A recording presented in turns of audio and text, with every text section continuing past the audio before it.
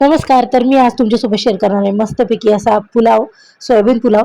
तर इथे मी जे आहे तर कुकरमध्ये टाकून घेतलेलं आहे तेल. त्याच्यामध्ये टाकलंय कांदा आणि 2 तेजपान आणि ते मस्तपैकी परतून घेणार आहे आणि त्याच्यामध्ये थोडेसे बटाटे टाकलेले आहे आणि त्यानंतर टाकून घेतलेला आहे टोमॅटो. तो बटाटा हा ऑप्शनल आहे, तुम्हाला टाकायचा असेल तर टाकू शकता. तर ते मस्तपैकी फ्राय झालं की त्यानंतर जे आहे तर त्यामध्ये आता टाकणार आहे मी सोयाबीन, जे मी पाण्यामध्ये भिजत ठेवलेले होते आणि त्यानंतर ते घेतलेत आणि त्यावर जे आहे तर थोडंसं मीठ टाकून घेणार आहे, हळद टाकून घेणार आहे, त्यानंतर लाल मिरची पावडर टाकून घेणार आहे आणि थोडंसं त्याला फ्राय करून घेणार आहे आणि त्यानंतर टाकणार आहे त्याच्यामध्ये मस्तपैकी असा बिर्याणी मसाला, त्याला पुलाव मसाला देखील तुम्ही म्हणू शकता आणि तो टाकला की त्याला देखील मस्तपैकी परतून घ्यायचंय. तर विराचं कसं असतं ना, सकाळी एकदा टिफिनला दिलं की ते परत दुपारी रिपीट व्हायला नको असतं. त्यासाठी म्हटलं की तो येईल तोपर्यंत त्याला मस्तपैकी काही सरप्राईज द्यावं.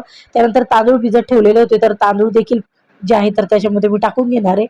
तर तुमच्याप्रमाणे तुम्ही अंदाजाप्रमाणे तुम्हाला जेवढे तांदूळ हवे असेल तेवढे तुम्ही घ्यायचे आणि त्यानंतर जे आहे तर मी इथे